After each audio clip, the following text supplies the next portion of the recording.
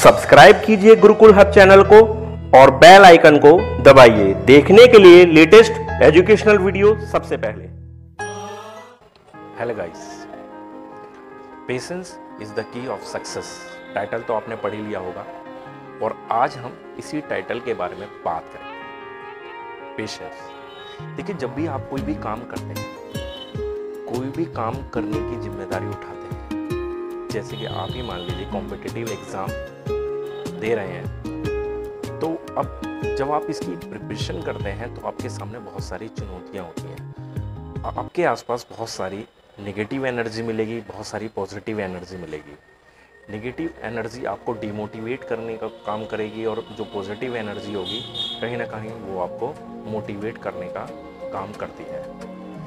तो जब आप प्रिपरेशन कर रहे होते हैं तो कई बार ऐसा होता है कि एक बार में रिजल्ट आपका सही नहीं आ पाता है। कई बार ऐसा होता है कि मान लीजिए कोई भी काम है, कॉम्पिटिटिव एग्ज़ाम है, कोई भी काम है, तो जो आप करते हैं उस काम को करते हैं तो ऐसा कई बार हो जाता है कि वन टाइम में एक बार में कोई भी रिजल्ट सामने नहीं आ पाता है और कहीं ना कहीं आप पूरी तरह से टूटने लगते हैं। ठीक है, कुछ लोगों के साथ क्या होता है, एक बार की बजाय अगर 2 बार 3 बार भी उस काम को करते हैं तो वो पूरी तरह से टूट कर बिखरने लगते हैं। तो आज मैं आपको यही बात बताने जा रहा हूँ। देखिए, कॉम्पिटिटिव एग्ज़ाम अपने आप में एक ऐसी चीज़ है जहाँ आपके पास पेशेंस का होना बहुत ज़्यादा ज़रूरी है। चाहे वो एग्ज़ाम कोई भी क्यों ना हो,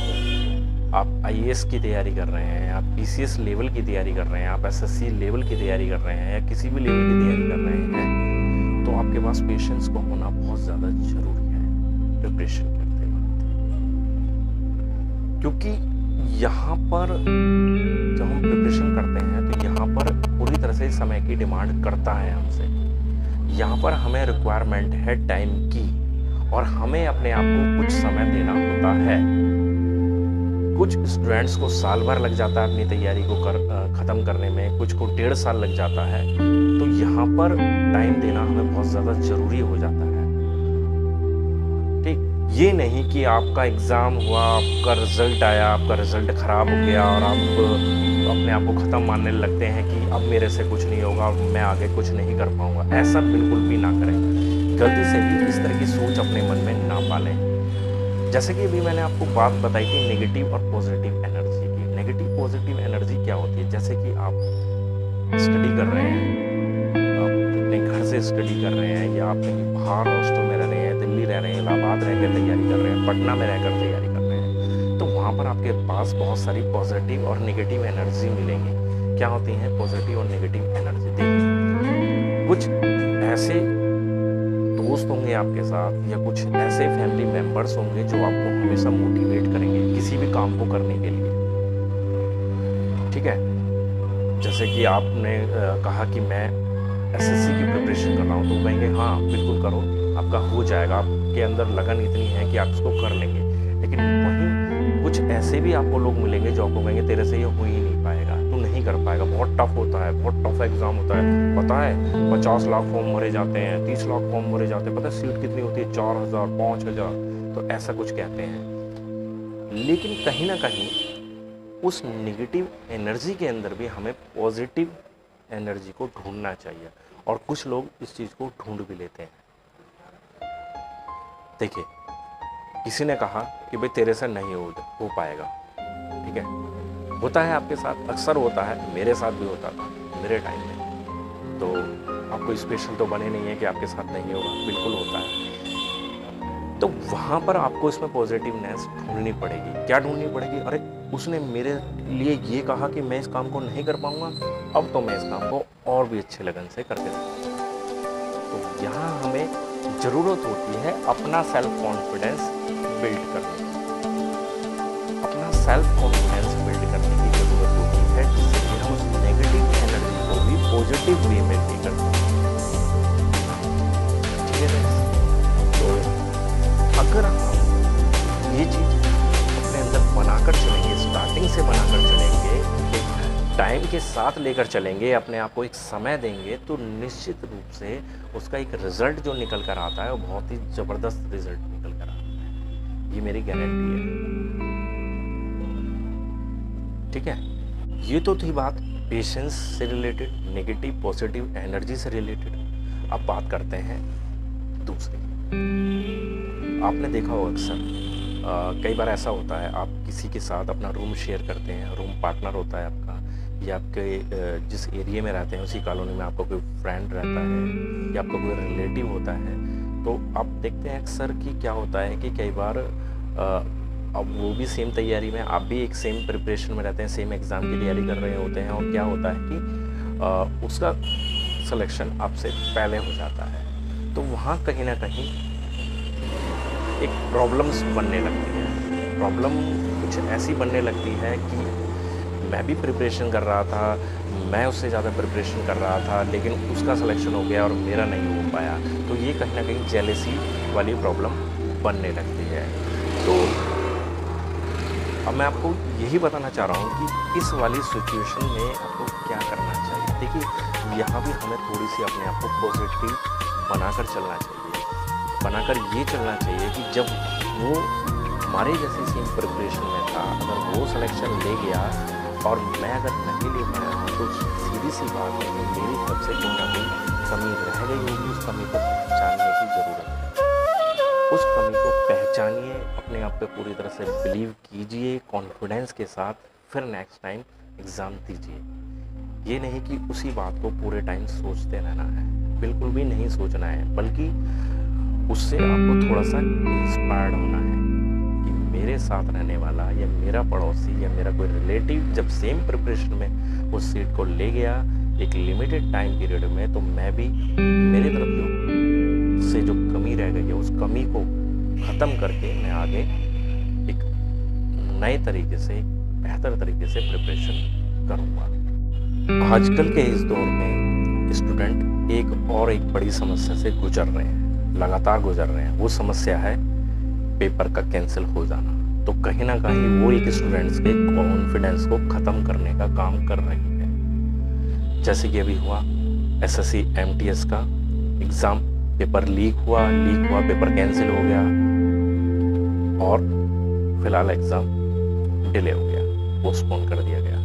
अभी कल ही की न्यूज़ है, यूपी पुलिस SI जो दरोगा भर्ती परीक्षा चल रही थी, उसमें भी कुछ ऐसी ही प्रॉब्लम हुई है और वो भी एग्ज़ाम कैंसिल हो चुका है। उससे पहले SSC CGL के एग्ज़ाम में कई बार ये समस्या सामने आ चुकी है, SSC CHSL के एग्ज़ाम में ये समस्या सामने आ चुकी है। तो कई बार ये समस्याएं स्टूडेंट्स को फेस करनी पड़ती है। तो यहाँ भी हमें पूरी तरह से पेशेंस का पर काम करना पड़ता है।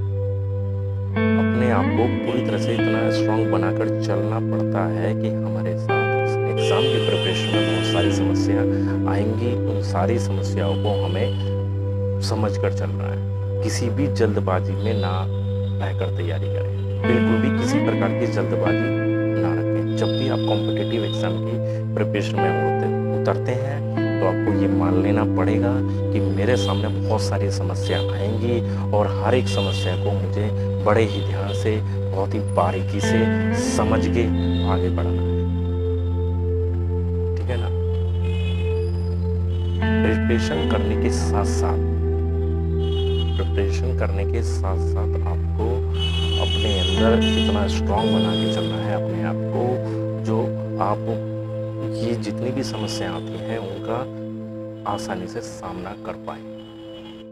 कॉम्पिटिटिव एग्ज़ाम की तैयारी करते वक्त आपको ये विशेष रूप से ध्यान देना पड़ेगा कि एक बरसाती मेंढक की तरह व्यवहार ना करें। बरसाती मेंढक से मतलब, मेरा कहने का ये मतलब है कि जहां नोटिफिकेशन आया तैयारी करना शुरू, कि अब मुझे कोचिंग ज्वाइन करना, मुझे ये बुक लाकर पढ़नी है, अब मुझे ये करना है, अब मुझे वो करना है। तो इस तरह का व्यवहार ना करें।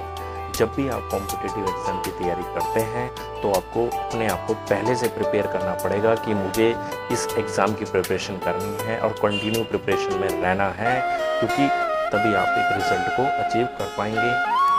क्योंकि एकदम से कुछ भी नहीं होता, एकदम से कुछ नहीं होता कि यहाँ आपने तैयारी स्टार्ट की और आपका फाइनली सिलेक्शन हो जाए, तो ऐसा नहीं होता। 1-2 महीने 3 महीने की प्रिपरेशन में कुछ नहीं होता। स्टूडेंट्स लगातार अपनी प्रिपरेशन में लगे रहते हैं, पेशेंस के साथ लगे रहते हैं, पूरे फुल कॉन्फिडेंस के साथ लगे रहते हैं।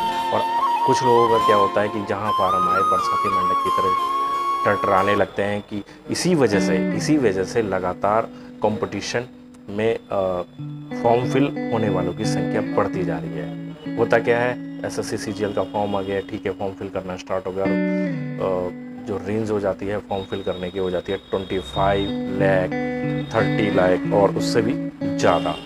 जैसे कि अभी एसएससी एमटीएस का जो फॉर्म फिल किया गया था उसके करीब 70 लाख फॉर्म भरे गए थे। 70 लाख वैकेंसी, 8000 समथिंग वैकेंसी हैं, ठीक है, 8000 समथिंग वैकेंसी में 70 लाख फार्म।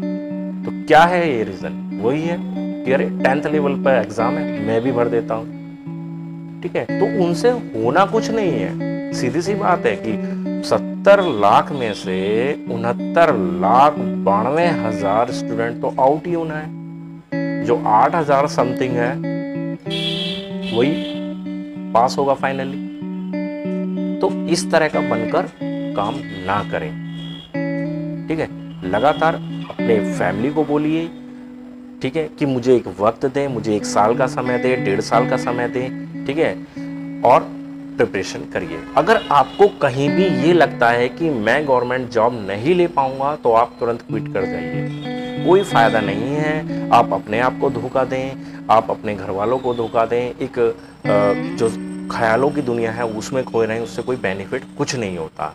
समय की बर्बादी होती है, पैसे की बर्बादी होती है, ठीक है। अगर आपको लगता है कि आप कर सकते हैं, ठीक है, अगर आपके अंदर इतना कॉन्फिडेंस है कि आप कर पा रहे हैं, तो अपने घर वालों से बोलिए कि मुझे 1 साल, 1.5 साल, 2 साल का वक्त दीजिए, मैं आपको सीट लाकर दिखाऊंगा, ठीक है गाइस। तो आज की वीडियो में बस आपको यही सब टिप्स देनी थी, कुछ यही सब कि कैसे करना चाहिए। पेशेंस होना बहुत ज़्यादा ज़रूरी हो गया है आज की डेट में, ठीक है, क्योंकि स्टूडेंट्स बहुत ज़्यादा हाय तौबा करने लगते हैं एग्ज़ाम को लेकर कि नहीं हुआ, मेरा नहीं हुआ, अब मैं क्या करूँगा। तो इस तरह की समस्या में ना फंसें, अपनी तैयारी को बेहतर तरीके से करें, एक सेल्फ कॉन्फिडेंस के साथ करें, मेहनत के साथ करें, हार्ड वर्क के साथ करें, तो निश्चित रूप से आपको सफलता मिलेगी, ठीक है गाइस। तो आज बस इतना ही। आपको आज की हमारी ये वीडियो अच्छी लगी हो तो प्लीज़ लाइक करें, शेयर करें, और आपने अभी तक हमारे चैनल को सब्सक्राइब नहीं किया है तो हमारे चैनल को सब्सक्राइब करें। सब्सक्राइब करने के साथ जो घंटी का आइकन होता है उसे ज़रूर क्लिक किया करें, क्योंकि तभी हमारी वीडियो का नेक्स्ट वीडियो जो भी आती है उसका आपको नोटिफिकेशन मिल पाएगा। बिना नोटिफिकेशन बेल के आपको नोटिफिकेशन नहीं मिल पाएगा। धन्यवाद।